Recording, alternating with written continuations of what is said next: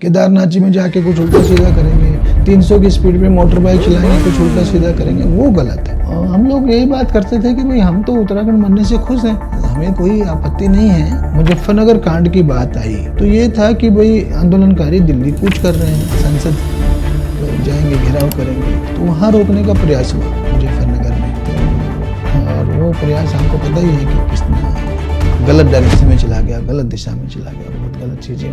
Peaceful नहीं रह पाया, लोगों में गुस्सा बहुत ज़्यादा था, तो थोड़ा सा उसमें थाने के ऊपर हल्का अटैक हुआ, तो मुझे कर्फ्यू लगाना पड़ा। मूल निवास भू कानून को लेकर के पिछले 2-2.5 साल से आंदोलन चल रहे हैं और उसमें एक नैरेटिव ये भी आ रहा है कि भैया ये लड़ाई बाहरियों की तरफ से, बाहरियों के खिलाफ है। तो इसकी मांग में कुछ भी गलत नहीं है। पहला पॉइंट, जोशीमठ का क्या हाल हमने देखा, उसको ओवरलोड भी नहीं कर सकते। तो हमें साइंटिफिक ढंग से भी सोचना है, चाहे वो एजुकेशनल इंस्टीट्यूट के नाम से लोग जमीन ले ले रहे हैं, भू कानून तो पहले से बना हुआ है। मूल निवास पर क्या बोला जा रहा है कि 1950 से मूल निवासी माने जाएं। क्या दिक्कतें ऐसी आती हैं कि हम 1950 से इसको लागू नहीं कर पा रहे हैं, ये या मुश्किल है इसको लागू करना, या फिर कुछ पेचीदगियां हैं जिनको हम सॉल्व नहीं कर पा रहे हैं? इतना तो श्योर है कि उसको लागू करना आसान भी नहीं होगा, उसके पीछे दुनिया भर के खेल हो जा रहे हैं, उनको तो रोको। ऐसे थोड़ी हो रहे हैं, वो कोई ना कोई खेल तो हो ही रहा होगा वहाँ।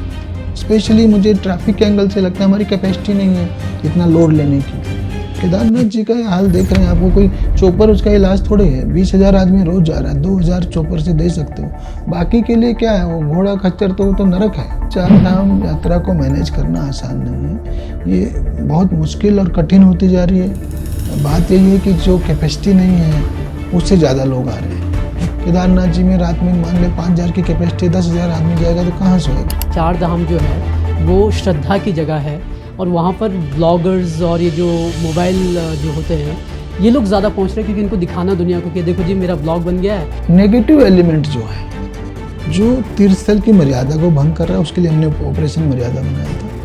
क्योंकि नंबर्स पे जा रहे हैं, ओवरलोड हो रहा है, ओवरलोड से वो भी लूट रहे हैं, वहाँ कैपेसिटी है नहीं तो 2,000 का 10,000 चार्ज कर रहे हैं। यूके SSC पेपर लीक जब हुआ था तब आप DGP थे और आपने उस मामले को पूरा देखा हुआ है। जो हमारे उत्तराखंड का जो पेपर लीक थे उसमें हर बच्चे से 7 लाख 10 लाख रुपये मिले। तो संभव गेम बड़ा है, पैसा बड़ा है, पेपर का प्रलोभन बड़ा है। तो नीट तो ऐसा एग्जाम है, लोग एडमिशन के लिए उससे पहले जब तक नीट सुप्रीम कोर्ट ने लागू किया कि 100% मेरिट पे होगा, क्या हो रहा था, करोड़ों रुपये लेके लोग एडमिशन दे रहे थे। देखिए UPSC में सक्सेसफुल होने के लिए आपके अंदर 3-4 चीज़ों का होना जरूरी है। पहली है कि आपका नेक हो, आपका टैलेंट हो, आपकी कैपेबिलिटी हो, क्षमता हो, तभी आप क्रैक कर पाओगे। उसके बाद आगे भी 3-4 फैक्टर्स हैं। तो एक है प्रॉपर गाइडेंस, फिर है हार्डवर्क, और तीसरा है जो आपसे सीखना चाहते हैं वो कैसे हो सकते हैं, वो भी एक डिटेल दे दीजिए। देखिए, एक तो मैं सर पिछले साल एक फिल्म आई थी 12th फेल, मुखर्जी नगर जो है दिल्ली का दिखाया जाता है, ऐसा सच में होता है कि जैसा फिल्मों में दिखाया जाता है? खाली कोचिंग से कोई IAS IPS बनता तो लाखों में बन जाते। इन कई बच्चे इन कोचिंग इंस्टीट्यूट के जाल में फंस के रह जाते हैं। IIT में क्या हुआ, कोटा फैक्ट्री से बच्चे पैदा होने लगे, स्कूल जाना छोड़ दिया, तो बेकार हो गए। भारतीय पुलिसिंग में अक्सर बाहर बैठ करके कुछ लोग सुधार की बात करते हैं कि कई ऐसी चीज़ें हैं, कई ऐसी खामियां हैं जिनको सुधारने की ज़रूरत है, लेकिन ऐसे बहुत कम लोग हैं जो सिस्टम में रह के, यानी कि पुलिस में रहकर उसमें सुधार करने की गुंजाइशें खोजते हैं। और एक ऐसे ही शख्स आज हम आपके साथ सामने लेकर आ रहे हैं जिन्होंने पुलिसिंग में बदलाव किए हैं, सुधार किए हैं। और जब उत्तराखंड की बात आती है तो मित्रता, सेवा, सुरक्षा का जो मूल मंत्र उत्तराखंड पुलिस का है उसको उन्होंने लागू किया। और वो कहते हैं कि जो पुलिसिंग होनी चाहिए वो आम आदमी के आधारित होनी चाहिए, यानी कि आम लोगों के लिए होनी चाहिए और बदमाशों के खिलाफ उसमें एक रोष होना चाहिए। तो खैर मैं जिनकी बात कर रहा हूँ वो उत्तराखंड के DGP रह चुके हैं, अब वो रिटायर हुए हैं, दिसंबर में रिटायर हुए हैं और एक नई यात्रा पर उन्होंने अपना सफ़र शुरू किया है। तो आज हम उसी यात्रा को जानने की कोशिश करेंगे। हमारे साथ हैं उत्तराखंड के पूर्व DGP अशोक कुमार जी। अशोक सर, आपका बहुत बहुत स्वागत है। धन्यवाद जी। सबसे पहले सर, क्योंकि हमने आपका पहले भी इंटरव्यू किया था जब आप DGP थे और उस समय मेरे ख्याल से 6 या 7 महीने आपके रिटायरमेंट में रह गए थे, रिटायर हो चुके हैं। रिटायरमेंट के बाद अब क्या चल रहा है ज़िंदगी में? देखिए आदमी लाइफ से कभी रिटायर नहीं होता। सर्विस से रिटायर हुए तो लाइफ तो चल रही है। तो जो हमारे बेसिक नेचर होती है, बेसिक इंटरेस्ट होते हैं, उन्हीं को फॉलो कर रहे हैं। मैं सिविल सर्विसेज के लिए बच्चों को गाइड कर रहा हूँ, सब फ्री गाइडेंस दे रहा हूँ। साथ ही साथ मेरे को हरियाणा सरकार में जो स्पोर्ट्स यूनिवर्सिटी है हरियाणा की राई में सोनीपत के पास, उसका मुझे वाइस चांसलर बनाया हुआ है। तो मेरा स्पोर्ट्स भी पैशन था, पढ़ना पढ़ाना भी पैशन है, लोगों की हेल्प करना भी पैशन है, तो सारे काम एक साथ चल रहे हैं। सर, क्योंकि आपने 2 किताबें लिखी हुई हैं, एक साइबर क्राइम पे और एक खाकी में इंसान, जो पुलिसिंग की बात करती है, एक सुधार की बात करती है। क्या कोई नई किताब पे काम चल रहा है? नहीं, मैंने 2 के अलावा यूपीएससी के लिए भी 3 किताबें लिखी हैं। जो लोग यूपीएससी की तैयारियां कर रहे हैं, इंटरनल सिक्योरिटी, इंटरनेशनल रिलेशंस और एथिक्स, तो इन पे भी 3 टॉपिक्स पे मैंने किताबें लिखी हैं। मेरा कुछ ना कुछ प्लानिंग तो चलती रहती है, अभी भी मन में प्लानिंग है कुछ ना कुछ 1 साल भर के अंदर आनी चाहिए सामने। सर, क्योंकि हम आपके रिटायरमेंट के बाद बात कर रहे हैं और एक गुड न्यूज़ और आई, आपकी बेटी ने जो है यूपीएससी क्लियर किया, 178वीं रैंक मेरे ख्याल से उन्होंने उसमें हासिल किया। मैं कुहू का इंटरव्यू देख रहा था, तो उसमें उन्होंने कहा कि पापा ने बहुत ज़्यादा गाइडेंस इसमें दिया। तो किस तरह का गाइडेंस आपने कुहू को दिया और किस तरह की उनकी तैयारी रही, क्योंकि दूसरा अटेम्प्ट था शायद उनका ये, और उसी में उन्होंने उसको क्लियर कर दिया? देखिए, यूपीएससी में सक्सेसफुल होने के लिए आपके अंदर 3-4 चीज़ों का होना ज़रूरी है। पहली है कि आपका नेक हो, आपका टैलेंट हो, आपकी कैपेबिलिटी हो, क्षमता हो, तभी आप क्रैक कर पाओगे। आपके अंदर इतनी स्ट्रेंथ, जैसे आदमी का एनालिसिस होता है ना पर्सनालिटी का, स्ट्रेंथ्स का, वीकनेसेस का, स्वोट एनालिसिस जिसको बोलते हैं, तो ये होना ज़रूरी है। टैलेंट बोल लीजिए उसको। उसके बाद आगे भी 3-4 फैक्टर्स हैं। तो एक है प्रॉपर गाइडेंस, फिर है हार्ड वर्क, और तीसरा है स्मार्ट वर्क। ठीक है, तो हार्ड वर्क तो उसका अपना है, तो proper guidance for converting hard work to smart work also, उसमें हमारी भूमिका रही है। क्या पढ़ना है, किस टॉपिक को कितना टाइम देना है, कौन सी बुक्स पढ़नी है, किस स्पीड पे पढ़नी है, कितना रिवीजन होना है, टाइम कैसे मैनेज करना है, स्ट्रेस कैसे मैनेज करना है, रीडिंग स्किल्स को कैसे इम्प्रूव करना है, राइटिंग स्किल्स को कैसे इम्प्रूव करना है। तो इन सारी बातों पे हमने फोकस ढंग से काम किया, दोनों ने मिल करके, तो पहले मेंस में ही निकल गई वो। और बहुत अच्छे तरीके से निकली है जी, और वो तो खिलाड़ी थी, उसने तो कभी क्लासेस भी उसने ढंग से कभी नहीं की थी, वो तो एग्ज़ाम देती थी खाली, और सडनली उसको इंजरी हुई तो कैरियर बदलना पड़ा, और लकीली बदल के भी सक्सेसफुल हो गई। सर, क्योंकि आप कह रहे थे कि आप यूपीएससी को फ्री गाइडेंस आप दे रहे हैं। अधिकतर जो होते हैं, कुछ कई आईपीएस हमने देखे हैं जो रिटायर हो गए, उसके बाद उन्होंने अपना इंस्टीट्यूट खोल लिया जहाँ पे वो यूपीएससी की तैयारी करवा रहे हैं या कुछ करवा रहे हैं। क्या अशोक कुमार कुछ ऐसा करने वाले हैं कि अपना इंस्टीट्यूट या फिर कोई ऐसी चीज़? देखिए, ऐसा है, मैं इस लाइन में पिछले 10 साल पहले मैंने अपनी किताब लिखी थी इंटरनल सिक्योरिटी, जो प्योरली यूपीएससी के लिए है। तो एक प्रकार से इस लाइन में मैं 10 साल से हूँ, लोगों की हेल्प कर रहा हूँ। तो सर्टेनली अभी तो मैंने ऑनरेरी किया है, जैसे मैंने इस बार 50 से ज़्यादा बच्चों को इंटर में हेल्प किया है, ऑल फ्री ऑफ कॉस्ट। ठीक है, बहुत सारे लोग उसमें सिलेक्ट भी हुए हैं। तो जो मैंने पर्सनल कोचिंग दिया था 30 को, उनमें से 11 सिलेक्ट हो गए हैं। ठीक है, तो इसीलिए जो है अभी तो पूरी तरह से फ्री है, कोई टोटली, किंतु एक समय ऐसा आ सकता है, जैसे मैं अभी एम्प्लॉयड हूँ कहीं पे, मैं यूनिवर्सिटी का वाइस चांसलर हूँ, कि अगर मैं पूरी तरह देहरादून रहा तो ऐसा मैं कर सकता हूँ कि कोई फुल टाइम यूपीएससी की में हेल्प में लोगों के लिए लग जाऊँ, और जितना फिर बाकी पैराफर्नेलिया चलाने को, टीचर्स को लाने को, वो सब के लिए जितना खर्चा चाहिए उतना कॉस्ट चार्ज कर ली जाएगी। मतलब कोई प्रॉफिट उसका पर्पज़ नहीं होगा, पर्पज़ लोगों की हेल्प करना ही होगा, किंतु एक प्रॉपर इंस्टीट्यूट को चलाने के लिए जितना खर्चे चाहिए उतना फिर जो है उसमें किया जा सकता है। पर ये फ्यूचर की प्लानिंग में है, सोच में है, एक संभावना है, होगा ही होगा, ऐसी कोई ज़रूर नहीं है। हाँ, ऐसा कोई ज़रूरी नहीं है। लेकिन तब तक आप जो है फ्री जो सेमिनार्स दे रहे हैं वो आपके शुरू हैं। सर, अगर ये उन स्टूडेंट्स के लिए जो आपसे सीखना चाहते हैं या फिर जो आपके सेमिनार्स में शामिल होना चाहते हैं, वो कैसे हो सकते हैं, वो भी एक डिटेल दे दीजिए। देखिए, एक तो मेरी फेसबुक, ट्विटर और इंस्टाग्राम पे मैं हूँ, थोड़ा यूट्यूब का कोशिश कर रहा हूँ। यूट्यूब मेरा अभी ठीक से मैंने बनाया नहीं है, उसमें जनरल मटेरियल पड़ा हुआ है, हो सकता है यूट्यूब पे भी आऊँ। जैसे आज ही संकल्प जो है ना, संकल्प वाले यूपीएससी की तैयारी करवाते हैं, उनके साथ मेरा ऑनलाइन सेशन है इंटरनल सिक्योरिटी पे, भारत की आंतरिक सुरक्षा पे, आज शाम 6 बजे से बच्चे उसको भी ज्वाइन कर सकते हैं। तो ऐसे मेरे जो वेरियस प्लेटफॉर्म्स हैं, सोशल मीडिया प्लेटफॉर्म्स, उससे जुड़ सकते हैं। और भविष्य में कोई डेडिकेटेड ग्रुप भी बना लूँगा मैं, अगर हमें और ज़्यादा डेडिकेटेड क्लासेस लेनी है तो। हाँ। पर सारी क्लासेस मेरी फ्री होंगी। कम से कम अभी तो यही प्लान है। तो सर क्योंकि नहीं, मैं तो जब भी कराऊंगा मैं तो फ्री कराऊंगा। जो कॉस्ट अगर इंस्टीट्यूट बना, हाँ, तो उसके मैनेजमेंट कभी इंस्टीट्यूट बना तो सिर्फ उसका खर्चा चलाने का कॉस्ट चार्ज होगा। और वो ज़रूरी नहीं हम सबसे करें। जो टैलेंटेड बच्चे हैं, जो अफोर्ड नहीं कर सकते, उनको फ्री पढ़ा देंगे, 100% फ्री। ये भी मेरी प्लानिंग में है। बहुत बढ़िया सर। क्योंकि सर हम लोग यूपीएससी की बात कर रहे हैं, उत्तराखंड पुलिसिंग पे भी हम बात करेंगे सर से, लेकिन उस पर आने से पहले यूपीएससी को कंप्लीट कर लेते हैं। सर पिछले साल एक फ़िल्म आई थी 12th फेल, और काफ़ी हिट रही, अच्छी खासी रही। एक चीज़ जो मेरे जहन में था कि मुखर्जी नगर जो है दिल्ली का दिखाया जाता है, किस तरह से वहाँ बच्चे मेहनत करते हैं, किस तरह के स्ट्रगल उनको वहाँ झेलने पड़ते हैं। आपकी आंखों में जब आप यूपीएससी कर रहे थे तो मुखर्जी नगर या फिर कोई उस तरीके का इलाका कैसा था, या फिर ऐसा सच में होता है कि जैसा फिल्मों में दिखाया जाता है? नहीं, ये तो सच ही है कि दिल्ली में 2 बड़े अड्डे बन गए हैं। हिंदी माध्यम वालों के लिए मुखर्जी नगर और अंग्रेजी माध्यम वालों के लिए ओल्ड राजेंद्र नगर। वो बहुत बड़े अड्डे हैं। जैसे आईआईटी के लिए कोटा बना था, तो वहाँ हज़ारों की संख्या में लोग रह रहे हैं, तैयारियाँ कर रहे हैं, कोचिंग इंस्टीट्यूट्स भी वहीं पे आ रहे हैं। तो ऐसा कोई बड़ा अड्डा हमारे टाइम में तो नहीं होता था। पहली बात, हम तो आईआईटी में रह के पढ़े, हमने कोई कोचिंग नहीं की, वहीं तैयारी की, वहीं हमने एमटेक ज्वाइन कर लिया था और उस दौरान तैयारी की।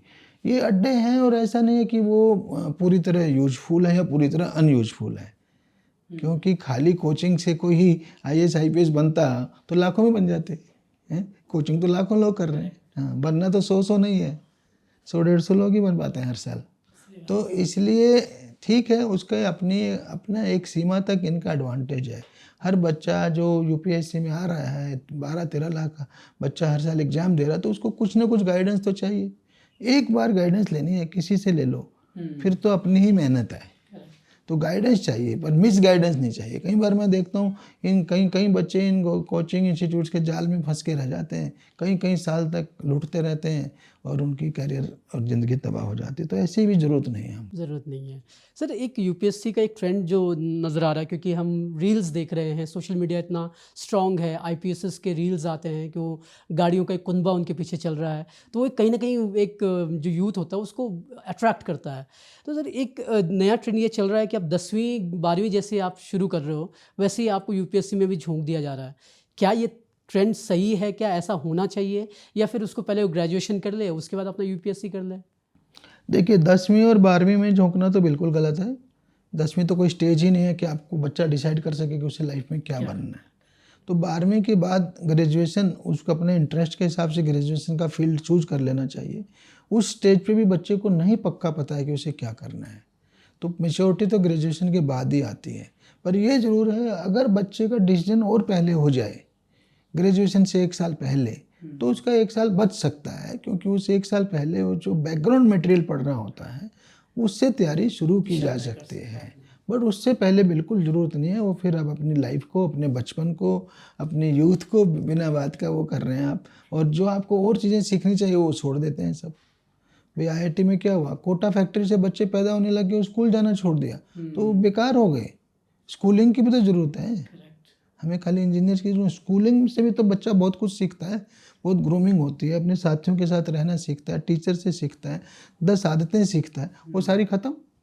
कोटा फैक्ट्री में जाके लग गए आप, और खाली बस रगड़ा मेहनत मेहनत मेहनत, और कुछ कर ही नहीं रहे हो लाइफ में। तो लाइफ में हर चीज़ में बैलेंस होना चाहिए, उस सब की ज़रूरत है। तो हमें 12th भी करनी है, स्कूल से कॉलेज लाइफ भी जीना चाहिए, और उसके बाद जो है अपनी यूपीएससी डिसाइड करके उस पर जाना चाहिए, करना चाहिए सर।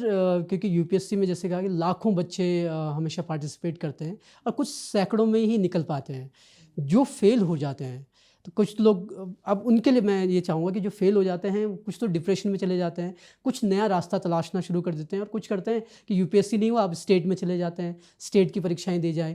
तो आपका उनके लिए मैसेज क्या रहेगा कि अगर आप फेल हो गए हो, क्या आपको ये पता चल गया कि बेटा मुझसे नहीं होगा, मुझे कुछ दूसरा कर लेना चाहिए, किस तरीके से हम तय करें यूपीएससी फेल होने के बाद? देखिए, डिप्रेशन में तो बिल्कुल नहीं जाना चाहिए, क्योंकि ऐसा तो है नहीं यूपीएससी वाले ही लाइफ जीते हैं। ज़िंदगी के 1000 आयाम हैं, एक नहीं तो दूसरी तरह के सफल होंगे, है ना। एक रास्ता बंद हुआ दूसरा खुलता है। हमारी कुहू देख लीजिए आप, इंटरनेशनल बैडमिंटन में थी, कभी ज़िंदगी में सोचा नहीं उसने यूपीएससी देना है, इंजरी हुई और अचानक डाइवर्ट हो गई। तो आपका एक रास्ता अगर यूपीएससी का बंद हुआ, तो जैसे आपने कहा दूसरे स्टेट्स के पीसीएस हैं, वो सब रास्ते हैं, अगर वो भी नहीं है तो और बैंक वगैरह की नौकरियां हैं, वो भी नहीं है तो कुछ अपना कर सकते हैं। तो डिप्रेशन में जाने की ज़रूरत नहीं है। आपके अपने भी आजकल बहुत अच्छे से बहुत ऑप्शन हैं लाइफ में आजकल कैरियर के, और कहीं ना कहीं आदमी अच्छे से जी सकता है। हमारा तो देश इतना विकास कर चुका है कि आप खुद देख लीजिए, सोशल मीडिया में आपको 50 ऑप्शन है। आजकल लोग यूपीएससी की ही तैयारी कराने में भी लग जाते हैं जो लोग हैं, तो बहुत सारे ऑप्शन हैं। ऐसे फ्रस्ट्रेट होने की बिल्कुल ज़रूरत नहीं है। सर एक आउट ऑफ द क्वेश्चन, मतलब सिलेबस क्वेश्चन बोल सकता हूँ मैं उस चीज़ को, यूपीएससी फेल हो गए, कोई करियर मुझे नया चुन नहीं रहा है, आजकल यूट्यूब भी एक करियर बनता जा रहा है। मतलब आपकी राय में क्या लगता है कि यार आपने यूपीएससी में 2-3 साल रगड़े, उसकी तैयारी की और फिर आप सिर्फ यूट्यूब करने बैठ गए, या आप बहुत उससे कुछ बेहतर कर सकते हैं? दोनों में से क्या मुझे चुनना चाहिए अगर वहाँ पे ऐसी ऑप्शन आती है तो? नहीं, देखिए यूट्यूब करियर है, हो सकता है, अगर आपके पास दुनिया को देने के लिए कुछ है तो ज़रूर करिए। आजकल वो जो ज़बरदस्ती वाली यूट्यूब चल रही है, सेल्फी वाली यूट्यूब चल रही है, सेंसेशन वाली यूट्यूब चल रही है, वो गलत है। केदारनाथ जी में जाके कुछ उल्टा सीधा करेंगे, 300 की स्पीड पे मोटर बाइक चलाएंगे, कुछ उल्टा सीधा करेंगे, वो गलत है। किंतु अगर आपके पास समाज को देने को सच में कुछ है, चाहे वो आपका टैलेंट है, चाहे आपका नॉलेज है, ठीक है ना, कोई आप आर्टिस्ट हैं, आप सिंगर हैं, आपके पास बहुत ज़्यादा नॉलेज है, टीचर हैं, तो आप ज़रूर दीजिए यूट्यूब के माध्यम से। एक बहुत अच्छा माध्यम है वो, है, आम आदमी को फ्री में नॉलेज मिल रहा है, कितना अच्छा माध्यम है, सिर्फ उसका दुरुपयोग नहीं करना है, वो इम्पोर्टेंट है। सर अब थोड़ा उत्तराखंड पुलिसिंग पे आते हैं, क्योंकि आप उत्तराखंड के डीजीपी रहे हैं और आपने तो पूरा काफ़ी एक अरसा यहाँ बिताया हुआ है, काफ़ी वक्त आपने करियर का यहाँ पर दिया हुआ है। पहला सवाल तो यही कि रिटायर हो चुके हैं, क्या अभी भी उत्तराखंड पुलिस को कोई एक सलाहकार की भूमिका या उस तरीके की पोजीशन में हैं आप अभी? नहीं, देखिए हमने 35 साल पुलिसिंग को दिया, ठीक है ना, तो किसी फॉर्मल पोजीशन में मैं नहीं हूँ, न मैं रहना चाहता हूँ कि सलाहकार या इस तरह की। ये है कि कभी कोई हमसे गाइडेंस मांगता है तो ज़रूर देते हैं। इवन उत्तराखंड ही क्या, देश भर से कुछ लोग बात कर लेते हैं। मैं बीएसएफ में भी रहा, सीआरपीएफ में भी रहा, तो कांस्टेबल से लेके आईपीएस ऑफिसर तक कभी भी बात कर लेते हैं कि सर ऐसे में क्या करना चाहिए। तो जो हमने ज़िंदगी से सीखा है, एक्सपीरियंस, अनुभव सीखा है, वो बात कर ली जाती है। बट मैं किसी भी रूप में, फॉर्मल रूप में न तो अटैच्ड हूँ, न मैं अटैच्ड होना चाहता हूँ। और आपकी दूसरी चीज़ें हो रही हैं। मैं लिटरेचर में इंटरेस्ट है, स्पोर्ट्स में इंटरेस्ट है, यूपीएससी में इंटरेस्ट है, तो मैं उसी पढ़ने पढ़ाने में मैं उसी में लगा रहता हूँ। सर अभी हाल ही में कुछ 2-3 महीने पहले जो मुजफ्फरनगर कांड हुआ था, 1990 के दशक में जो हुआ था, 2 अक्टूबर को, रामपुर तिराहा कांड जिसे कहते हैं, उस पर सुनवाई शुरू हुई, फैसले आने शुरू हुए, और उस समय आप भी उत्तराखंड में थे, मेरे ख्याल से चमोली के एसपी आप उस टाइम पे थे। तो सर मैं जानना चाहूँगा, क्योंकि जब वो घटना हुई उसके बाद जब लोग वापस आए, खैर ना आम लोग तो, पत्रकारों को तो बात नहीं कर रहे थे उस टाइम पे, लेकिन पुलिस, क्या पुलिस का कोई इंटरेक्शन उन लोगों के साथ हुआ? किस तरीके का माहौल उस समय चमोली में था कि यार इतनी बड़ी घटना हुई है, और पुलिस ने उस समय कैसे चीज़ों को संभाला? देखिए वो एक बड़ा ही डिफरेंट फेज था पूरा का पूरा उत्तराखंड आंदोलन, क्योंकि मैंने मई 94 में एसपी चमोली के रूप में ज्वाइन किया था, ठीक है। और जाते ही हमने केदारनाथ यात्रा शुरू हुई थी, बद्रीनाथ जी की यात्रा शुरू हुई थी। यात्रा शुरू कराई ही थी कि एक अध्यादेश कुछ आया यूपी गवर्नमेंट का, उन्होंने जो है रिजर्वेशन को एजुकेशनल इंस्टीट्यूट्स में भी लागू कर दिया, है ना। तब तक वो शायद जॉब्स में थी और एजुकेशनल इंस्टीट्यूट्स में नहीं थी। तो उसका बहुत रिएक्शन था पहाड़ पर, क्योंकि पहाड़ में ओबीसी है नहीं, मुश्किल से 2%। हाँ, तो और 27% था वो, तो इसलिए वो उसका बहुत रिएक्शन था। तो उसके विरुद्ध आंदोलन शुरू हुआ था, आरक्षण विरोधी आंदोलन उसको बोलते थे। फिर वो धीरे धीरे कहीं और ज़िलों में, पूरे उत्तराखंड में था, कहीं पौड़ी में वायलेंस थोड़ा हो गया, खटीमा में हो गया, मसूरी में हो गया, कई जगह, तो वो फिर धीरे धीरे उत्तराखंड आंदोलन के रूप में परिवर्तित हो गया। तो हम लोगों ने उसको इस रूप में लिया। एसपी था, मैं, मेरे साथ डीएम थे, मैं उनको भी साथ रखता था, लोगों से बात करते थे, मीटिंग करते थे, हर कस्बे जाते थे, छोटा छोटा, मुझे याद है ओखीमठ तक गए हम, अगस्त मुनि गए, थराली गए, रुद्र जो और बड़े वाले थे तहसील वाले, वहाँ तो जाते ही जाते थे, कर्णप्रयाग, रुद्रप्रयाग, जोशीमठ, ठीक है, ये पूरी बेल्ट, क्योंकि रुद्रप्रयाग भी उन दिनों चमोली का हिस्सा था, अलग जिला नहीं था, हमारे उसमें था। तो हम लोग यही बात करते थे कि भाई हम तो उत्तराखंड बनने से खुश हैं, हमें कोई आपत्ति नहीं है और बहुत अच्छी बात है, उत्तराखंड बनना चाहिए, हम आपके साथ हैं, सिर्फ हमारा एक ही रिक्वेस्ट है कि आंदोलन पीसफुल रखिए। तो शांतिपूर्वक आंदोलन चल रहा था, काफ़ी लगातार, मतलब जो है ना, लोग हर जगह से, हर टाउन से खबर आती थी, अखबार भी पूरा अखबार भरा होता था, यहाँ इतने आंदोलनकारी थे, यहाँ इतने थे, यहाँ ये हुआ, यहाँ वो हुआ। तो ये सब हमारा बहुत अच्छे से चल रहा था। तो जब ये मुजफ्फरनगर कांड की बात आई, तो ये था कि भाई आंदोलनकारी दिल्ली कूच कर रहे हैं, संसद को जाएंगे, घेराव करेंगे, इस तरह की कॉल थी। तो समहाउ ये आया मैसेज कि भाई इनको जाने नहीं देना है, ठीक है ना। तो मैंने हमारे डीआईजी गढ़वाल जो होते थे, वैसे तो आपको पता ही डीआईजी गढ़वाल का हेडक्वार्टर पौड़ी है, बट सामान्यतः देहरादून ज़्यादा रहते हैं, तो उन दिनों भी थे शैलेंद्र सागर जी। तो हमने उनसे कहा, देखिए साहब, ये कोई हमारे, न तो हम रोकना चाहेंगे, न यहाँ रोकने का कोई औचित्य है, और न यहाँ संसाधन है, हमने साथ में ये भी बोलना पड़ा उस टाइम। तो भाई हम तो कोई वो नहीं, उन्होंने कहा ठीक है, तो आ गए नीचे। किंतु नीचे के जो मेरठ रेंज के जो भी ऑफिसर्स रहे होंगे, उनका जो भी निर्णय रहा होगा, तो वहाँ रोकने का प्रयास हुआ मुजफ्फरनगर में। तो और वो प्रयास आपको पता ही है कि कितना गलत डायरेक्शन में चला गया, गलत दिशा में चला गया, बहुत गलत चीज़ें हुई। तो जब मुझे इसकी जानकारी हुई कि इतना बड़ा कांड रामपुर तिराहा पे हो गया है और हमारे पहाड़ वालों के साथ ज्यादतियाँ हुई हैं, तो हम लोग चिंतित भी हुए हैं, और ये भी था कि भाई बल्कि ये नहीं हमने सोचा था कि इनमें गुस्सा होगा, हम ये चिंतित हुए कि हमारे यहाँ की लड़कियाँ थी, हमारे यहाँ के आंदोलनकारी थे, तो पीसफुल थे, इन्होंने तो कभी एक चमोली में तो कहीं एक, मतलब जिसे कहते हैं ना, कंकर फेंकने तक की वायलेंस नहीं हुई थी, 100% पीसफुल था। तो हमें चिंता हुई। फिर जब वो लौट रहे थे, तो जब बसों से जो आए लड़कियां, और उन सब से हम मिले खुद, किसी ने आप बीती सुनाई, किसी ने पूरी बात बताई, रात में कहाँ रहे, छुप के रहे, खेत में रहे, ये सब बातें हुई। और उसी के साथ साथ एक बस ऐसी आई जिनमें आक्रोश था, बहुत गुस्सा था। तो फिर वो उन्होंने जो है ना, बॉर्डर में घुसते ही हमारे ज़िले के हल्का फुल्का जो है ना, जो पुलों पे गार्डें थी, क्योंकि वो सोचते ना पुलिस के खिलाफ गुस्सा था, क्योंकि मुजफ्फरनगर में पुलिस ने ज्यादती की थी उनके ऊपर, तो उस पर थोड़ा सा गुस्सा उतारा, थोड़ा कर्ण उसमें उतारा, गोचर में थोड़ा सा, कर्णप्रयाग में उतारा। तो हम समझ गए थोड़ा सा माहौल ख़राब हो रहा है, तो इसको कैसे कंट्रोल किया जाए। तो फिर भी हमने अपील की कि भाई अपने ज़िले की शांति भंग न होने दी जाए। तो समहाउ उससे नेक्स्ट डे, जहाँ तक मुझे याद है 4 अक्टूबर की बात है, 2 का कांड था, है ना, 3 को ये जो थोड़े बहुत मैंने बोला वहाँ पे हल्की हल्की वो हुई थी घटनाएं। तो फिर मैंने 4 को गोपेश्वर में सुगबुगाहट थी, क्योंकि मैं स्टूडेंट्स के हमेशा टच में रहता था, और हम लोग उनके साथ कभी फुटबॉल, कभी क्रिकेट खेलते रहते थे पुलिस लाइन के ग्राउंड में। तो वो सुगबुगाहट थी। तो हमने फिर भी कहा कि पीसफुल रखिए, बट समहाउ पीसफुल नहीं रह पाया, लोगों में गुस्सा बहुत ज़्यादा था। तो थोड़ा सा उसमें थाने के ऊपर हल्का अटैक हुआ, तो मुझे कर्फ्यू लगाना पड़ा।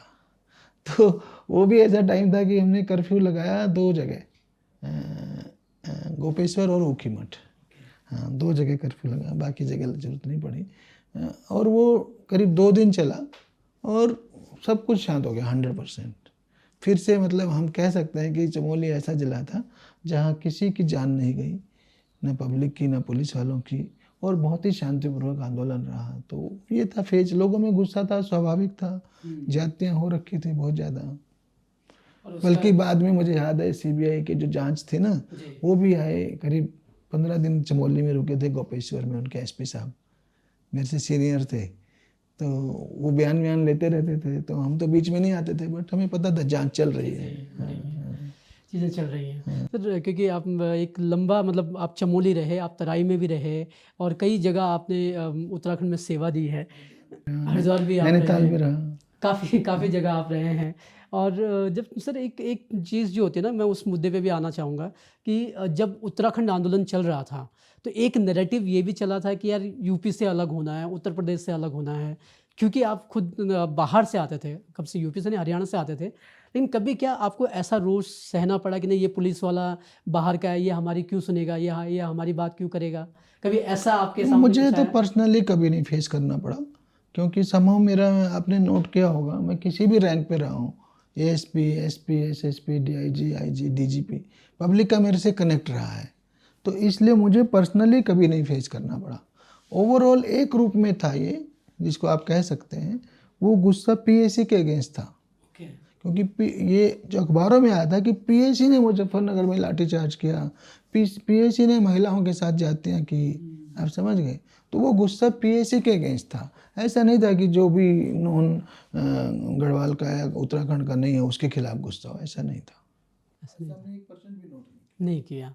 सर एक इसी बात को आगे बढ़ाते हुए, अभी जब आप डीजीपी थे तब भी वो और आंदोलन, पुलिस में भी मैंने कभी 1% फेस नहीं किया। ओके, जैसे ना, मतलब वो बाहरी और वर्सेस हाँ, पहाड़ी आप वाला। समझिए, पुलिस में आधे लोग उत्तराखंड के रहने वाले थे, आधे बाहर के थे, किंतु पुलिस ने ज्वाइंटली इस आंदोलन को फेस किया, और जो भी हमारी डायरेक्शन थी वो 100% जो है, जैसे मेरा एलआईयू का इंस्पेक्टर पंत था, अभी सीओ से रिटायर हुआ, तो 100% वो रिपोर्टिंग जैसे होती थी की जाती थी। पुलिस ने पूरे एक इकाई की तरह काम किया उसमें, मतलब 1% भी मैंने डिवीजन कभी नोट नहीं किया, मतलब भावना भी नहीं नोट की, बल्कि बाद में कभी कभी नोट किया उत्तराखंड बनने के बाद, पर उन दिनों बिल्कुल जीरो इम्पैक्ट।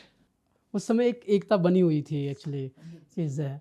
सर इसी मुद्दे पे आगे, क्योंकि जब आप डीजीपी रहे तब भी वो आंदोलन हुआ और अभी भी वो आंदोलन चल रहा है, मूल निवास भू कानून को लेकर के पिछले 2-2.5 साल से आंदोलन चल रहे हैं, और उसमें एक नैरेटिव ये भी आ रहा है कि भैया ये लड़ाई बाहरियों की तरफ से, बाहरियों के ख़िलाफ़ है, और ये मूल निवास की मांग जो है वो कम से कम जो यूपी वाले हैं या उस तरह के लोग हैं वो कह रहे हैं कि ये हमारे ख़िलाफ़ है। सर मूल निवास भू कानून को लेकर के आप क्या सोचते हैं, क्योंकि आप बाहर से आते हैं और आपकी कर्म भूमि उत्तराखंड रहा है, तो इस पर आपके क्या विचार हैं? देखिए, इस तरह का जो छोटा स्टेट है, नया स्टेट है, तो इसकी मांग में कुछ भी गलत नहीं है। पहला पॉइंट, इस तरह की मांग होना स्वाभाविक है, फर्स्ट पॉइंट तो ये है। दूसरा ये है कि यहाँ एग्रीकल्चरल लैंड लिमिटेड है, तो अगर वो सारी की सारी हमने उसको बिना प्लानिंग के, बिना सोच समझ के, बिना योजना के ऐसे ही उसको गंवा दिया, वहाँ पे जैसे मैं जानता हूँ बॉर्डर एरियाज में दुनिया भर की वो स्टील फैक्ट क्या होते हैं, लोहा गलाने वाली वो आ गए हैं, तो पावर अलग कंज्यूम कर रहे हैं, सड़कें अलग तोड़ रहे हैं हमारी, तो उस तरह की ज़रूरत ही नहीं है। ये तो योजना की बात है ना, तो यहाँ तो ऐसा करें जो एनवायरनमेंट फ्रेंडली हो, वेलनेस है, टूरिज्म है, एजुकेशन है, पे इतने सारे फील्ड हैं, है ना। तो मेरे विचार से जो भी योजना बने, जो भी हमारी ज़मीन है लिमिटेड है, क्योंकि 68% तो फॉरेस्ट है, और बाकी पहाड़ कितना उस पर वैसे ही आपको पता है स्लोप पे क्या बनेगा। जोशीमठ का क्या हाल हमने देखा, उसको ओवरलोड भी नहीं कर सकते। तो हमें साइंटिफिक ढंग से भी सोचना है, और हमें वैसे भी सोचना है कि जहाँ के लिए जो उपयुक्त है वही हो।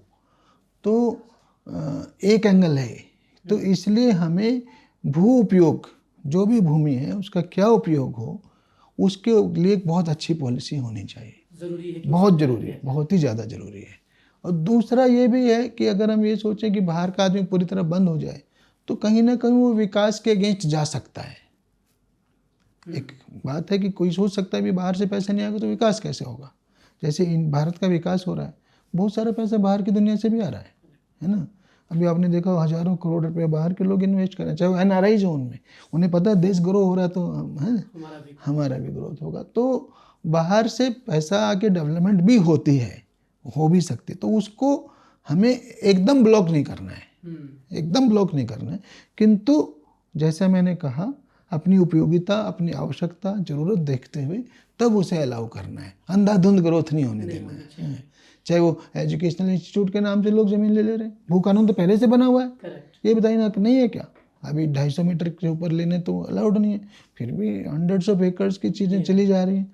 तो वो प्रॉब्लम ये है कि उसका दुरुपयोग ना हो, वो उसको रोकना ज़्यादा ज़रूरी है कि वो एजुकेशन के नाम से, इंडस्ट्री के नाम से, इस नाम से, उस नाम से, वो 10 तरह से तो जा रहा है। जो बड़ी जगह उसको तो हम रोक नहीं रहे हैं।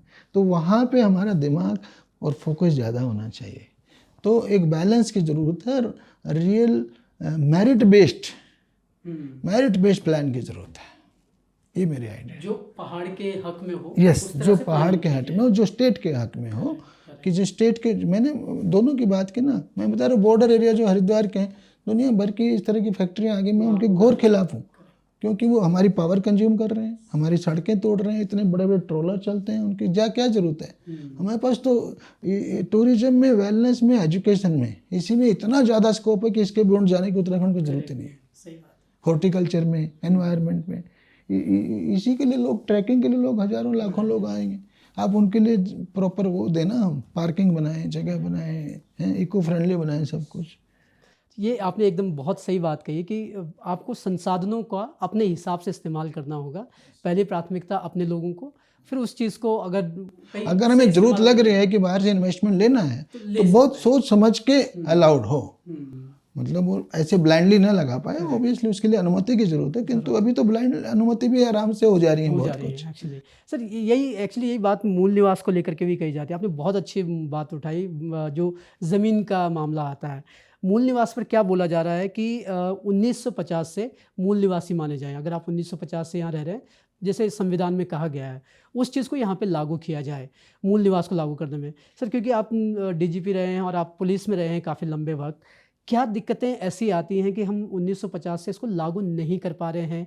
ये या मुश्किल है इसको लागू करना, या फिर कुछ पेचीदगियाँ हैं जिनको हम सॉल्व नहीं कर पा रहे हैं? अब देखिए, चूँकि मैं इसकी डिटेल में नहीं गया हूँ तो मैं एकदम से ऑफ हैंड नहीं बता सकता, और इतना तो श्योर है कि उसको लागू करना आसान भी नहीं होगा। हाँ, कि उसको प्रूव करना भी आसान नहीं होगा। बहुत सारे लोग क्लेम करेंगे मैं तो यहाँ से हूँ, ज़मीन नहीं खरीद पाया, मैं गरीब आदमी था, मैं यहीं का पढ़ा हूँ, ये क्या वो क्या, पर मेरे पास ज़मीन नहीं है, रिकॉर्ड नहीं है दिखाने को, ठीक है ना। तो वो कट ऑफ बनाना तो आसान होता है, पर उसका इम्प्लीमेंटेशन आसान नहीं होगा। मैं तो सच में बताऊं, जो अभी भी जो बना हुआ था कि स्टेट बनने से पहले जिसके पास ज़मीन थी वो यहाँ पे सब कर सकता है ना, ऐसा कुछ है ना रूल।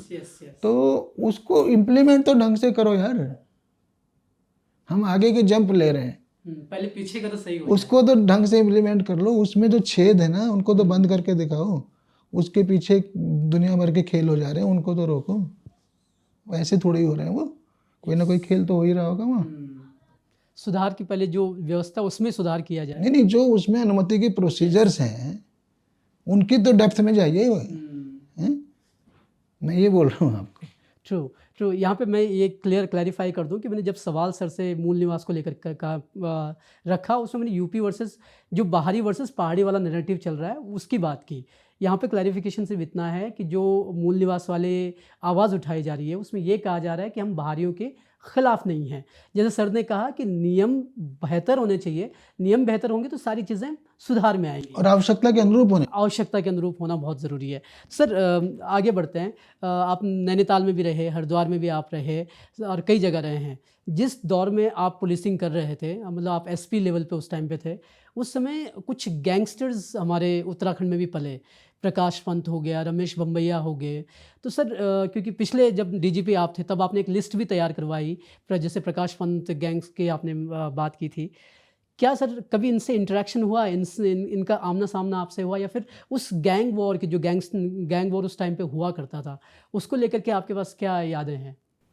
देखिए, ये जो गैंग्स हैं जो आप नैनीताल साइड में ज़्यादा ऑपरेटिव रहे और ऑपरेशनल रहे, जबकि ये यहाँ रहते कम थे, कहीं ना कहीं मुंबई और वहाँ से भी इनका लिंक बना हुआ था। और दूसरा, कोई बड़ा जो, जिस तरह आप गैंगवार की बात कर रहे हो, आपराधिक गतिविधियों में बहुत बड़ा इनका रोल इस क्षेत्र में नहीं रहा। ज़्यादातर इलीगल धंधे इन्होंने किए हैं, शराब माफिया और ये सब इसमें तो रहा इनका कहीं ना कहीं दखल, किंतु जो होते हैं ना कि जैसे जो आप इधर वेस्टर्न गढ़वाल साइड में ज़्यादा देखने को मिला, हरिद्वार देहरादून में एक्सटोर्शन, मर्डर्स हैं, वो चीज़ उधर कम देखने को मिली। तो उस पे हमारी नज़र बहुत ज़्यादा रही और उस माफिया को हमने, यूपी के माफिया को यहाँ सेटल भी नहीं होने दिया।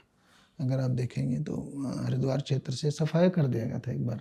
मैं 2002 से 4 वहाँ SSP था, तो वहाँ बचे नहीं थे कोई भी।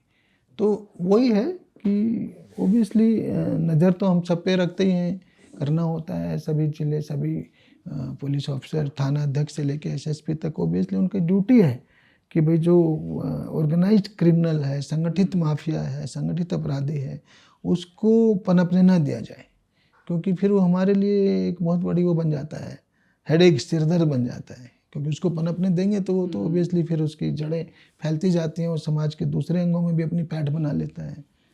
सर एक गैंगस्टर हैं प्रकाश पांडे, पीपी नाम से उनको उत्तराखंड में जाना जाता है। मई 2024 में ही उसने कहा कि मैं सन्यासी बनने जा रहा हूँ और अपना नाम बदल करके योगी प्रकाश नाथ कर दिया है उसने। तो सर प्रकाश पांडे जो है, जो मतलब बाद में छोटा राजन का भी हिस्सा रहा, उसकी गैंग का हिस्सा रहा, प्रकाश पांडे को लेकर के आप कभी उससे इंटरेक्शन हुआ, या फिर मतलब कोई ऐसी बात याद है, या फिर ये जो सन्यासी बनने का एक ढोंग है, क्या ये ढोंग है या सच में उसका हृदय परिवर्तन हो गया है? भाई देखो, अंदर तो मैं कैसे बैठ जाऊँ, न आप समझ सकते न मैं, बट अदरवाइज मैं तो मान के चलता हूँ कि कोई ना कोई इसके पीछे भी प्लान होगा, है? क्योंकि देखिए आजकल जो सन्यासी की जो टिपिकल डेफिनेशन है वो तो रही नहीं है, क्योंकि जो सन्यासी हैं वो राजनीति में भी हैं, वो सब जगह हैं। तो क्या पता उसके माध्यम से उनके कोई और प्लान चल रहा है उसके दिमाग में।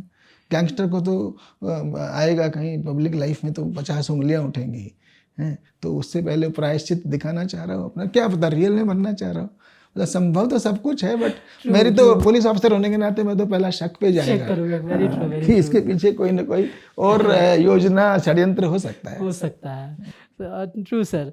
सर इसी मतलब हम 90s की बात कर रहे हैं, उत्तराखंड राज्य अलग बना, आप उत्तराखंड काडर में आए और यहीं आपने सेवा दी। 2000 से लेकर के 2024 में आज हम बैठे हैं सर, कितना आपको बदलाव नज़र आता है? क्या चीज़ें आपको दिखती हैं कि जो बदली हैं, अच्छी हुई हैं, और जो चीज़ें थोड़ी नीचे गई हैं? अच्छा, आप पुलिस सर्विस की बात कर रहे हैं पूरे उत्तराखंड? ओवरऑल आपके नज़रिए से, एक उत्तराखंडी होने के नज़रिए से। मेरे नज़रों में उत्तराखंड ने बहुत विकास किया है, पहली बात, और पैसा भी काफ़ी आया है, रिचनेस हुई है। पहले मैं SP चमोली था तो बहुत कई गांव में सड़क नहीं थी, बिजली नहीं थी, कुछ लोग पैदल चल कर आते थे, उसमें सुधार हुआ है। यद्यपि हेल्थ में पूरा सुधार नहीं हुआ है, मेरी अपनी सोच है, क्योंकि अभी भी इंटीरियर में हेल्थ सर्विसेज उतनी अच्छे अवेलेबल नहीं है। बट सड़क, रोड कनेक्टिविटी में, बिजली में, अच्छा सड़कें बेटर हुई हैं। खासकर ये जो ऑल वेदर रोड है, इसने पूरा गेम चेंजर है, बहुत कुछ बदल दिया। इसलिए ऊपर तक जा रहे हैं बड़ी बड़ी चीज़ें। 5 स्टार जो देहरादून हरिद्वार में भी नहीं थे, 82 में भी बन गए और आगे भी बन रहे हैं, है ना। तो ओवरऑल विकास हुआ है, पैसा आया है लोगों पे, लाइफ थोड़ी इजी हुई है पहले से जो इतनी कठिन थी, किंतु साथ ही साथ चुनौतियाँ भी बढ़ी हैं, ठीक है ना। इंडस्ट्री आई है, आपने देखा दोनों तरफ, उधर उधम सिंह नगर में, इधर हरिद्वार में, और पहाड़ पे भी टूरिज्म में बहुत ग्रोथ हुई है। और खाली टूरिज्म जो पहले रिलीजियस टूरिज्म था ना, अब उसके अलावा एडवेंचर टूरिज्म भी डाइवर्सिफाई हो गया है और हो रहा है। एडवेंचर टूरिज्म में देखो ना आप, राफ्टिंग जगह ही नहीं है इसमें शिवपुरी में इतना, बल्कि और ऐसे ही ट्रैकिंग का जो मैं देख रहा था केदारकंठा की तरफ या और भी जगह, बहुत अच्छी जो है ना, इससे शुरुआत तो हुई है, पर चैलेंजेस भी बहुत हैं। स्पेशली मुझे ट्रैफिक के एंगल से लगता है हमारी कैपेसिटी नहीं है इतना लोड लेने की, तो वो पार्किंग्स बनानी पड़ेंगी, वो सब उसकी अभी भी बहुत ज़्यादा ज़रूरत है। और ये जो रोपवेज वाले प्रोजेक्ट लिए हैं, ये बहुत ही सराहनीय कदम है, पर इनको जल्दी पूरा कराया जाए। डिक्लेयर तो जाने कब से हो गए हैं, तो बहुत ज़रूरी है। केदारनाथ जी का हाल देख रहे हैं, आपको कोई चोपर उसका इलाज थोड़े है। 20,000 आदमी रोज जा रहा है, 2,000 चोपर से दे सकते हो। बाकी के लिए क्या है, वो घोड़ा खच्चर तो वो तो नरक है, इट इज़ नॉट वो कोई बहुत अच्छी व्यवस्था नहीं है। अगर हम उसको एक वर्ल्ड क्लास टूरिज्म है हमारा, हैं। अगर हम स्विट्ज़रलैंड के बराबर बनना चाहते हैं तो हमें इन चीज़ों को सुधारना पड़ेगा। मेरी अपनी सोच है कि रोपवे आने से बहुत इम्पैक्ट आएगा, बहुत चेंज आएगा। उसमें वो एनवायरनमेंट फ्रेंडली भी है, नीट क्लीन भी है। घोड़ों के साथ बहुत सारे इश्यूज हैं, बहुत बहुत प्रॉब्लमेटिक है वो। तो यही है, चुनौतियाँ भी काफ़ी सारी हैं, बट बहुत कुछ हुआ है। मैं तो प्रोग्रेसिव हूँ और मैं सोचता हूँ कि उत्तराखंड ने बहुत कुछ अचीव किया है। तो देश के टॉप मोस्ट स्टेट्स में से बनता जा रहा है, कई मायनों में, हर महीने में तो नहीं बट कई मायनों में। सर पुलिसिंग के नज़रिए से अगर देखें तो क्राइम रेट की अगर हम बात करें प्री उत्तराखंड और अब, क्या स्थिति आप नज़र देखते हैं, क्या फासला देखते हैं? फासला तो ये है कि क्राइम कम हुआ है पहले से। क्राइम पहाड़ में थोड़ा बहुत बढ़ा है क्योंकि पैसा आया है, पॉपुलेशन आई है, गाड़ियाँ आई हैं तो ऑब्वियसली बढ़ेगा, थोड़ी जनता जाएगी तो कहीं ना कहीं। बट अदरवाइज ओवरऑल क्राइम जो है ना, वो साइबर क्राइम को छोड़ दें और ड्रग्स को छोड़ दें तो ओवरऑल क्राइम घटा है। जो टिपिकल क्राइम हरिद्वार में था, एक्सटोर्शन का, किडनैपिंग का, मर्डर्स का, वो पहले से बहुत कम हुआ है। थोड़ा उधम सिंह नगर में वैसे जब मैं 93-94 में था तो टेररिज्म की वजह से क्राइम नहीं था, टेररिज्म था पर क्राइम नहीं था। अब वहाँ पे क्राइम है थोड़ा। तो ओवरऑल मैं कहूँगा कि क्राइम के फ्रंट पे जो है उत्तराखंड देश के मतलब लोवेस्ट स्टेट्स में से ही है।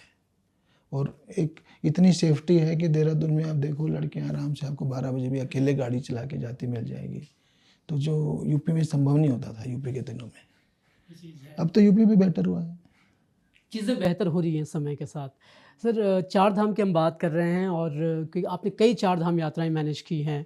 इस बार की जो चार धाम यात्रा शुरू हुई, शुरुआत के 2-3 दिन में ही मिसमैनेजमेंट की खबरें बहुत सारी ज़्यादा आने लग गई और पुलिस पे भी ये लगा कि यार पुलिस मैनेजमेंट नहीं कर पा रही है।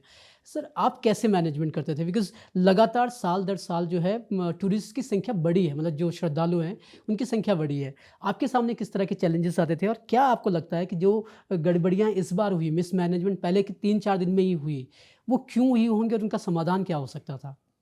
देखिए इस बार वाले जो भी घटनाक्रम हुआ उस पर तो मैं कमेंट नहीं करना चाहूँगा, पर मैं एक बात ज़रूर कहना चाहता हूँ कि चार धाम यात्रा को मैनेज करना आसान नहीं है। ये बहुत मुश्किल और कठिन होती जा रही है।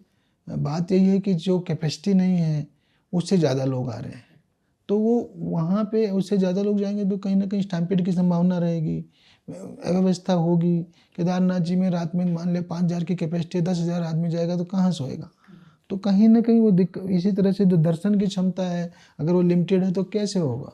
तो वो हमें वो तो कॉल लेनी पड़ेगी राज्य सरकार को कि अगर वहाँ अभी तो मान लिया 20-25 हज़ार, कल को 1 लाख आदमी जाना चाहे कैसे जाएगा, है ही नहीं, व्यवस्था ही नहीं है, जगह ही नहीं है, ट्रैक फिर रास्ता भी चलने की जगह नहीं बचेगी।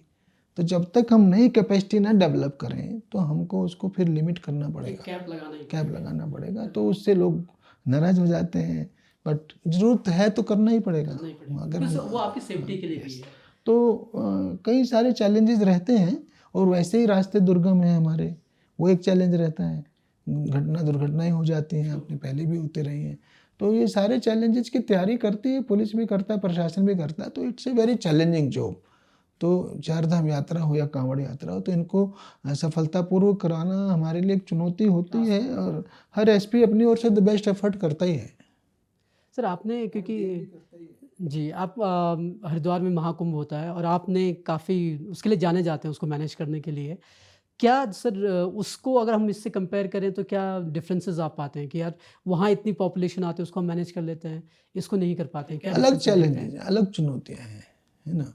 वहाँ पे जो है ना, अगर किसी को स्नान के लिए आना है कुंभ के, तो एक दिन के लिए आ रहा ना, वो पूरा सिस्टम में 10 दिन तक वहीं नहीं घूम रहा है। और दूसरा इसलिए उसको हमें सिर्फ एक दिन का लोड है, एक पर्टिकुलर स्नान डे है, सुबह रात के 12 बजे से ही 12 बजे के बाद 2 बजे से शुरू कराने की कोशिश करते हैं हम लोग, जिससे जल्दी पूरा हो जाए और फिर जो है दिन निकल जाता है, उसके बाद वो ख़त्म हो जाता है। तो सारी ताकत उस दिन पे झोंक दी जाती है, सारी व्यवस्था ट्रैफिक की हो चाहे वो बाकी हो। तो यहाँ पे वो कंटिन्यूस फ्लो है, एक दिन का नहीं है, ये सबसे बड़ा डिफरेंस है ना। और दूसरा वहाँ पे पार्किंग्स हम मैनेज कर लेते हैं, मान लिया अभी पार्किंग जो है ना 1 किलोमीटर के दायरे में है, थोड़ी ज़्यादा भीड़ हुई तो 3 किलोमीटर के दायरे में कर देंगे, 3 किलोमीटर में गाड़ी, जगह है वहाँ पर। हाँ, और उससे ज़्यादा हुई तो हम 10 किलोमीटर के रोक देते हैं, बहादुराबाद के आस पास रोक देंगे। तो क्या है ना, वो पॉसिबल है, यहाँ तो पॉसिबिलिटी नहीं रहती। आपके पास रास्ते ही संकरे हाँ, हैं, नहीं, रास्ते संकरे और जगह ही नहीं है, जगह ही कहाँ नहीं कहाँ है। लेके जाएंगे। True, उतना आदमी सिस्टम में एंटर कर गया, एक बार एंटर कर गया तो कर गया, तो उसे कहाँ लेके जाएंगे। ये सबसे बड़ा सवाल उठता है वहाँ पर। सर एक नैरेटिव ये भी कहा जाता है कि यार चार धाम जो है वो श्रद्धा की जगह है, और वहाँ पर व्लॉगर्स और ये जो मोबाइल जो होते हैं ये लोग ज़्यादा पहुँच रहे हैं, क्योंकि इनको दिखाना दुनिया को कि देखो जी मेरा व्लॉग बन गया है, यूट्यूब पे डालना है, देखो जी मैं केदार पहुँच गया हूँ, मेरा फ़ोटो आ गया है। तो ये जो जमात है ना, लोग कह रहे हैं कि यार आप श्रद्धा के लिए जा रहे हो, आप एक उम्र का कैप लगा दो कि इस उम्र के ऊपर वाले लोग ही जाएँ, या फिर मोबाइल पे आप बैन लगा दो, जो इस बार थोड़ा बहुत किया भी गया। इस पर आप क्या सोचते हैं सर, कि क्या ऐसा किया जा सकता है? एज पे बैन लगाना तो बिल्कुल ही असंभव और बेकार की बात है, क्योंकि ये तीर्थ स्थल है, वहाँ तो पूरी फैमिली आती है। ऐसा तो है नहीं कि सारे बुढ़े आए या खाली सारे यंग आए या बच्चे आए, पूरा परिवार आता है। तो वो पुरानी ट्रेडिशन है, हरिद्वार हो, ऋषिकेश हो, बद्रीनाथ जी हो, केदारनाथ जी, सब जगह सभी लोग जाते रहे हैं। तो वो एज वाला तो फैक्टर मुझे नहीं लगता कि पॉसिबल है। साथ ही साथ आप समझिए, एक परिवार में जब आते हैं, मान लिया हरिद्वार की मैं बात करूं, तो वहीं से मान लीजिए कि वो तीर्थाटन तो है ही है, एक प्रकार से रिलीजियस टूरिज्म है, श्रद्धा से भी आ रहे हैं, गंगा स्नान भी हो रहा है, पर साथ ही साथ जो उसका युवा एंगल है फैमिली का, उसके लिए वो पिकनिक भी है। That's the actually point. उसके लिए ऑलरेडी पिकनिक है, इसलिए तो हर वीकेंड पे भर जा रहा है कि चलो थोड़ी सी मौज मस्ती भी होगी, थोड़ा सा धर्म भी, गंगा स्नान भी हो जाएगा और घुमाएंगे, थोड़ा घूमना फिरना हो जाएगा। इसलिए आदमी पैसा भी खर्च कर रहा है, हरिद्वार फिर ऋषिकेश, फिर आगे बढ़ता जा रहा है। तो वो चीज़ को पूरी तरह जीरो करना असंभव नहीं है। और मैं ये भी सोचता हूँ कि 100% आदमी वहाँ रिलीजियस टूरिज्म के लिए जा रहा हो ऐसा ना लग के, वो पहाड़ भी देखना चाहता है, सुंदरता भी देखना चाहता है। तो कहीं ना कहीं वो एनवायरमेंटल टूरिज्म भी है, कहीं ना कहीं वो एडवेंचर टूरिज्म भी है। तो हमें इन चीज़ों को प्रमोट करना है, डिमोट नहीं करना है, क्योंकि जिससे अगर ये हो गया एडवेंचर और दूसरे वाला टूरिज्म, तो विंटर में भी चलेगा, फिर खाली 6 महीने ही क्यों चले, साल भर चले। मैं तो कहता हूँ तपोवन जो साइड है जोशीमठ के, मल्लारी घाटी, उसमें भी टूरिज्म हमें बढ़ाना चाहिए, वो कितनी सुंदर घाटी है। तो ये जो सिर्फ नेगेटिव एलिमेंट जो है, जो तीर्थस्थल की मर्यादा को भंग कर रहा है, उसके लिए हमने ऑपरेशन मर्यादा बनाया था। और जो जिसके इरादे नेक नहीं हैं, जो उसको कमर्शियल एडवांटेज उठाना चाहता है, सनसनी पैदा करना चाहता है, वहाँ जा कर के शराब पी करके हंगामा करना चाहता है, नशा करके नेगेटिव, वो सब वहाँ अलाउड नहीं होना चाहिए। उसके लिए पुलिस है तो उन पर कार्रवाई हो जाए, कार्रवाई की जानी चाहिए। होती भी रहती है वो करेक्ट, होती भी रहती है। सर इस पे आपका थॉट्स जानना चाहूँगा कि जो व्लॉगर वाले हैं स्पेसिफिक, क्योंकि ये लोग व्लॉग बनाने, कई लोग होते हैं जो व्लॉग बनाने के लिए वहाँ जाते हैं। लेकिन केदारनाथ ही नहीं, वो तो कहीं भी कर रहे हैं, वो तो कहीं भी, जो जिसका पर्पज ही न्यूसेंस है, जिसका पर्पज सनसनी है, तो they have to be controlled. Bobby Kataria पे मुकदमा नहीं लिखा था हमने मसूरी रोड पे, ये क्या था वो, दारू रोड पे शायद वो कौन सी जगह है वो हमारी, जो रोड दूसरे वाली है, किमाड़ी रोड है, किमाड़ी वाली रोड पे। तो ये तो कहीं भी स्टंटबाजी करते हैं। तो जो भी, चाहे वो केदारनाथ जी में कर रहा हो, चाहे देहरादून मसूरी कर रहा हो, चाहे हरिद्वार कर रहा हो, कहीं भी गलत है। अगर वो उसका पर्पज़ सिर्फ सनसनी फैलाना है और उसका पर्पज़, कोई हरिद्वार में गंगा स्नान के फ़ोटो खींचेगा तो वो कौन, अच्छा लगेगा, सबको भीड़ दिखाएगा तो अच्छा ही लगेगा कि भाई देखिए आज हर की पड़ी है, दर्शन हो गए, चलो जी, आरती के फ़ोटो खींच के भेजेगा। किंतु वहीं पे वो एक सनसनी पैदा कर देगा तो किसको पसंद आएगा? वो आस्था से भी खिलवाड़ कर रहा है और दूसरे की ज़िंदगी भी कभी कभी खतरे में डाल रहा है। तो ये सब चीज़ें नेगेटिव हैं, उनको प्रमोट नहीं किया जाना है। तो सिर्फ वही चीज़ें बैंड होनी चाहिए कि जो ऐसा कर रहा है उसके लिए डेमोन्स्ट्रेटिव एक्शन हो जाए, मतलब। सर एक सवाल यहाँ पर ये भी उठता है, जैसे आपने कहा कि हमको टूरिज़्म को प्रमोट करना चाहिए। कुछ ये तर्क देते हैं कि अगर हम लोगों की भीड़ को बढ़ाएंगे तो यहाँ की इकोलॉजी को एक फ़र्क पड़ेगा, होता क्या है कि लोग आते हैं, वो अपना लिटरिंग यहाँ कर लेते हैं, दूसरी चीज़ें कर लेते हैं और जिससे आपके इन्वायरमेंट जो है वो इम्पैक्ट करने लगता है, आपकी नदियों में कचरा भरना शुरू हो जाता है, कई दिक्कतें आ जाती हैं। इस पर आपका क्या टेक होगा सर? तो पूरी तरह सहमत हूँ कि जितनी कैपेसिटी है उतने ही लोगों को अलाउ करेंगे तो हम कहीं ज़्यादा वर्ल्ड में पॉपुलर होंगे, क्योंकि नंबर्स पे जा रहे हैं, ओवरलोड हो रहा है, ओवरलोड से वो भी लूट रहे हैं, वहाँ कैपेसिटी है नहीं तो 2000 का 10,000 चार्ज कर रहे हैं। वो लोग भी फिर आंदोलन कर रहे हैं जब वो 10,000 नहीं चार्ज कर पा रहा, गलत कर रहा है ना वो। जितना आपका बनता है उतना लो, जितनी मेरी कैपेसिटी उतना आदमी आएगा तो लिटरिंग भी कम होगी, सब लोगों के लिए सुविधाजनक भी होगा, सुखदायी भी होगा और अच्छा भी लगेगा। तो हमें अपनी कैपेसिटी बढ़ाने के प्रयास करते रहने चाहिए, पर कैपेसिटी के बियॉन्ड लाने से लोड तो आएगा ही सिस्टम। चीज़ें ख़राब होंगी, चीज़ें ख़राब होंगी। सर आखिरी 2-3 सवाल मैं आपसे रखना चाहूँगा। अभी देश भर में पेपर लीक का मामला बड़ा चर्चा में है। नीट क्या हुआ, फिर नेट यूजी को कैंसिल कर दिया गया। यूके SSSC पेपर लीक जब हुआ था तब आप डीजीपी थे और आपने उस मामले को पूरा देखा हुआ है। सर इस पूरे प्रकरण पर आप क्या सोचते हैं कि ये नीट जो पेपर लीक हो रहे हैं, कहाँ पर सिस्टम में हमारी खामियां रह गई हैं या फिर ये जो लीक वाले ये बड़े इंटेलिजेंट हो गए कि ये सिस्टम को भी धत्ता दे रहे हैं? देखिए ऐसा है ना, बड़ा गेम है। जो हमारे उत्तराखंड का जो पेपर लीक थे उसमें हर बच्चे से 7 लाख 10 लाख रुपए लिया गया था। तो मान लिया आपने 1,000 बच्चों को कर लिया है, रोप इन कर लिया तो 70 लाख का गेम हो गया, 70 से 100 लाख का। तो फिर वो सब जगह बटेगा, 70 से 100 करोड़ का, लाख का नहीं। हाँ 70 से 100 करोड़ का गेम हो गया। तो इतना बड़ा गेम है तो ऑब्वियसली फिर आदमी सब कुछ ट्राई करेगा, सारे हथकंडे ट्राई करते हैं। तो हमने जो 90 से ज़्यादा लोगों को चीज़ भेजा आपको पता है, जीरो टॉलरेंस के साथ। और स्कैम जो है ना कई तरह से पॉसिबल होता है। जहाँ से पेपर छप रहा है वहीं से शुरुआत हो गई थी, प्रिंटिंग मशीन से जो भी थी, है ना। और जहाँ पे रखा जाता है वहाँ भी पकड़ा गया, आपको पता ही है, हैं? एक केस में जिसकी कस्टडी में था उसी ने लीक कर दिया है। तो संभव गेम बड़ा है, पैसा बड़ा है, एक प्रकार प्रलोभन बड़ा है। तो नीट तो ऐसा एग्जाम है, लोग एडमिशन के लिए उससे पहले जब तक नीट सुप्रीम कोर्ट ने लागू किया कि 100% मेरिट पे होगा, क्या हो रहा था, करोड़ों रुपए लेके लोग एडमिशन दे रहे थे। तो मेडिकल में एडमिशन लेने के लिए जब आदमी करोड़ों खर्च कर सकता तो एग्जाम वालों ने भी वही सोचा। तो जब इतना बड़ा गेम हो जाता तो कहीं ना कहीं रास्ते निकाले हैं लोगों ने। सच्चाई तो सीबीआई जांच करे तो सच्चाई सामने आ ही जाएगी, है ना। तो पर यह है कि बहुत ही दुर्भाग्यपूर्ण है और इस पे वही एकदम हथौड़े की तरह बाहर होना ही होना चाहिए। ऑनलाइन में भी इन्होंने किया, एक परीक्षा हमारे उत्तराखंड में पकड़ी थी जहाँ ऑनलाइन में स्कैम हो रखा था। सारे आंसर आखिरी के 10 मिनट में दे रखे थे, पहले खाली बैठा है, पूरी की पूरी आंसर शीट खाली है, 2 घंटे 40 मिनट लेट से, और लास्ट में 20 मिनट में भर दिया। इसका मतलब कहीं से आया होगा। अच्छा एक्सपोजर रहा। सर आखिरी सवाल, 2023 में सिलक्यारा टनल हादसा हुआ और उसमें कि उस समय आप भी लगातार निगरानी कर रहे थे। सर कैसा माहौल था, क्योंकि हम टीवी पर देख रहे थे कि क्या न्यूज़ आ रही है, क्या अपडेट्स आ रहे हैं। तो सिलक्यारा टनल हादसा में किस तरह का माहौल था? क्या जो बचाव कर्मी वो लगे हुए थे लगातार, कोई सोर्स नहीं मिल रहा था कि किस तरह से काम किया जाए? आप उस माहौल को आपने कैसे देखा है? मैं तो यही कहूँगा कि जितना बेस्ट एफर्ट पॉसिबल हो सकता था वो किया गया, स्टेट गवर्नमेंट द्वारा भी और केंद्र सरकार द्वारा भी, दोनों सरकारों द्वारा।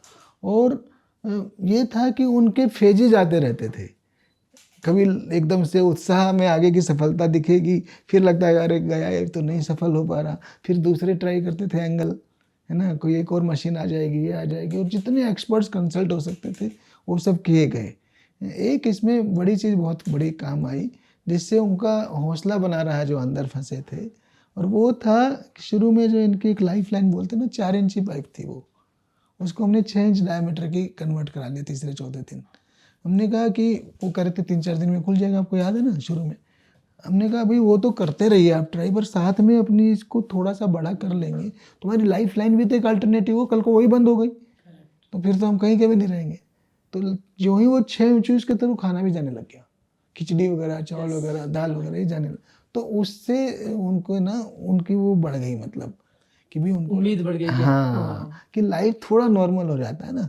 और दूसरा ये था कि उस संख्या में भी ज़्यादा लोग थे, कम लोग जल्दी फ्रस्ट्रेट होते हैं, जल्दी हौसला तोड़ते हैं, तो उस ग्रुप में हौसला बढ़ाने वाले भी लोग थे। तो फेजेस थे, अलग अलग फेज, जैसे मैंने कहा आशा आशा और निराशा के फेज आते रहते हैं ना, परंतु इन सब के बीच अटेम्प्ट्स कभी कम नहीं हुए, मतलब। और इतने बड़े बड़े एफर्ट जो कभी सोचे नहीं, इतनी बड़ी मशीनें आंध्रा से कहाँ से उठा ली और वहाँ पे छुड़वा दी, तो कहाँ पहले पॉसिबल था, मतलब केंद्र सरकार के सचिव रैंक के अधिकारी फुल टाइम वहाँ कैंप करे, मंत्री जी लोग आते रहे, मुख्यमंत्री जी आते रहे। तो मैं सोचता हूँ कि एक बहुत बड़ा एग्जाम्पल है कि बेस्ट रेस्क्यू कैसे किया जा सकता है। और वो आप लोगों ने किया, उस चीज़ को आपने दिया। सर, इस इंटरव्यू को समाप्त करेंगे और आखिरी सवाल मेरा आपसे ये है, क्योंकि आप करियर में नई-नई चीज़ें कर रहे हैं, आप लिटरेचर में भी हैं, स्पोर्ट्स में भी हैं, पुलिसिंग आपने की है। राजनीति को लेकर के आपके क्या विचार हैं कि क्या भविष्य में कहीं न कहीं उसके लिए दरवाज़े खुले हैं या फिर पूरी तरह से बंद ही हैं? मेरे तो ऐसी मेरी अपनी योजना में तो कहीं नहीं है। राजनीति फिलहाल उसके दरवाजे बंद ही है, भविष्य कोई नहीं जानता कैसा हो। खैर, बहुत-बहुत शुक्रिया सर इतनी इंटरेस्टिंग बातचीत करने के लिए और हर मुद्दे पर बेबाक राय रखने के लिए। तो ये थे हमारे साथ उत्तराखंड के पूर्व डीजीपी अशोक कुमार जी। हमने कोशिश की कि उनसे उत्तराखंड के सवाल पूछे जाएँ, उनके करियर के सवाल पूछे जाएँ और सर ने भी बड़ी बेबाकी से उन पर अपना जवाब दिया है। शुक्रिया सर हमें टाइम देने के लिए। और इसी के साथ ये था आपके लिए अशोक कुमार जी। और अगली बार फिर एक नई शख्सियत होगी, नए सवाल होंगे और फिर नए जवाब होंगे। शुक्रिया।